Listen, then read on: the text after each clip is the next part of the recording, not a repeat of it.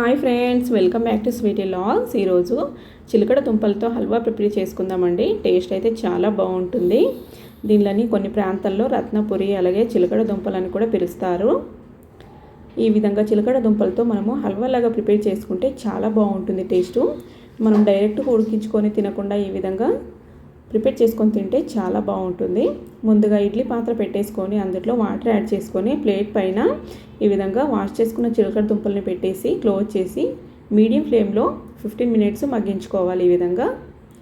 ఈ విధంగా ఆవిరికి కానీ మంట మీద కానీ చిలకడ దుంపల్ని ఉడికించుకుంటే అందులో ఉన్న స్వీట్ కంటెంట్ తక్కువ అవ్వదండి. మనం వాటర్లో కనుక వేసి ఉడికించుకుంటే అందులో ఉన్న స్వీట్ కంటెంట్ తక్కువ అవుతుంది. ఈ విధంగా ఉడికించుకున్న చిలకడ దుంపల్ని చల్లారబెట్టేసుకొని పైన ఉన్న పొట్టు తీసేసుకోవాలి. ఈ విధంగా నీట్గా పొట్టు తీసేసుకున్న చిలకడ దుంపల్ని ఫోర్క్ సహాయంతో ఈ విధంగా మెత్తగా స్మాష్ చేసుకోవాలి.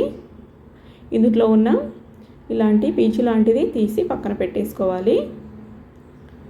చూడండి, ఇలాగ ఉంటుంది కదా, దీన్ని తీసేసుకోవాలి. తీసి క్లీన్ చేసుకోవాలన్నట్టు ఇలాగ మొత్తము ముద్దలాగా పేస్ట్ లాగా ప్రిపేర్ చేసుకోవాలి సాఫ్ట్గా. ఈ విధంగా ప్రిపేర్ చేసుకొని దీనికి అరకప్పు బెల్లం యూజ్ చేస్తున్నాను నేను ఇక్కడ.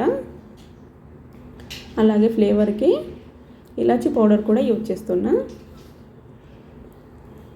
ఒక ప్యాన్ పెట్టేసుకొని అందులో 1 టీ స్పూన్ అంతా నెయ్యి యాడ్ చేసుకోవాలి. అందులో డ్రై ఫ్రూట్స్ యాడ్ చేసుకోవాలండి.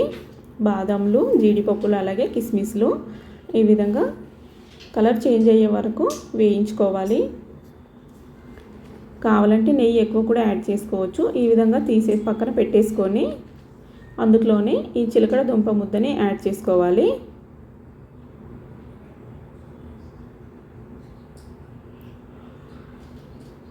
ఈ విధంగా మొత్తం యాడ్ చేసుకొని ఇంకొక టీ స్పూన్ అంత నెయ్యి యాడ్ చేసుకొని 2 మినిట్స్ అలాగా బాగా మిక్స్ చేసుకోవాలి.